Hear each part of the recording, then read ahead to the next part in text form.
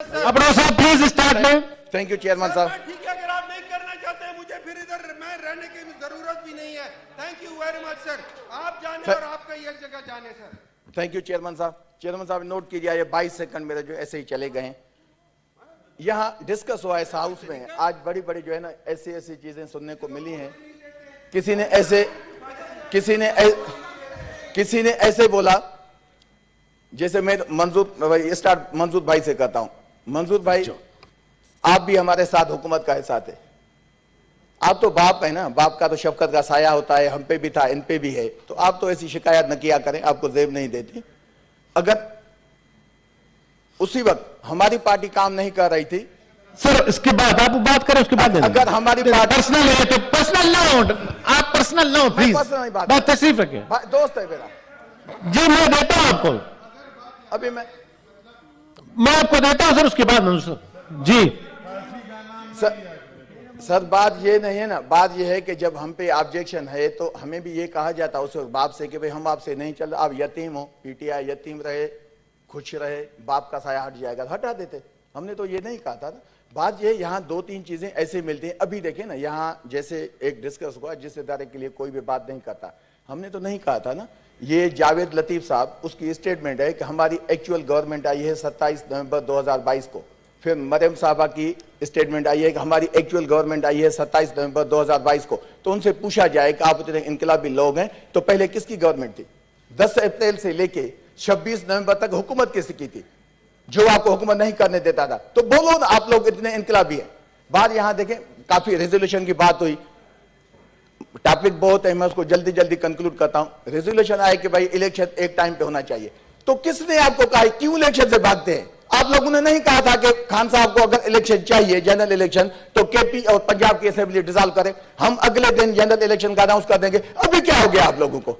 भाई ऐसे न करें, ये अपने तरीके से कानून की, अपनी तरीके से आइन की तशरीह न करें। थोड़ा अपने जो आपकी इखलाकियात है, आपकी जुबान है, उस पर भी आप थोड़ा ध्यान दें। उस वक्त क्यों कहा था, पूरी पीडीएम की लीडरशिप कह रही थी कि आज केपी असेंबली तोड़ दें, पंजाब असेंबली तोड़ दें, तो हम जो अगले दिन इलेक्शन आना। अभी क्या हो गया?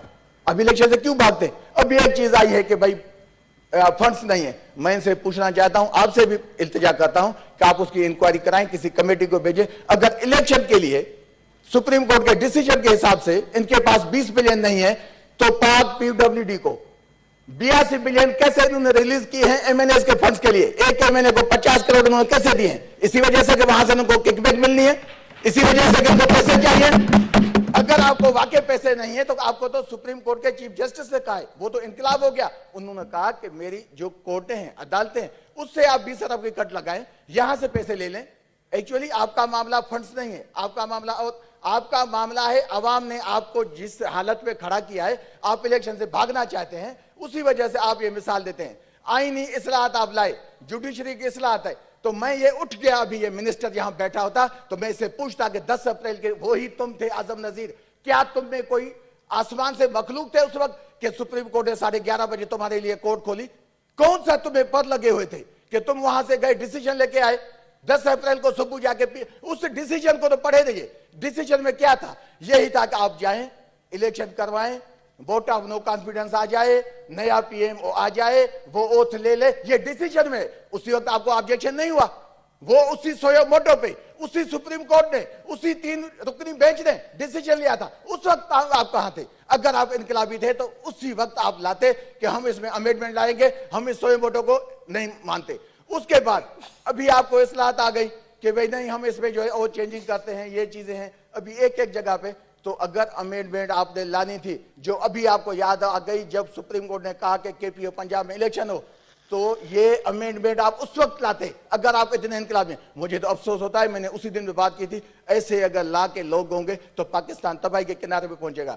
मैं यहाँ एक हमें भाषण दिया गया जब हमारी बहन सानिया ने, सर वो 20 मिनट, वो 5 मिनट पूरा हो रहा है सर, 20 जी जी, बताएं मंजूर भाई खा गया जी जी जी।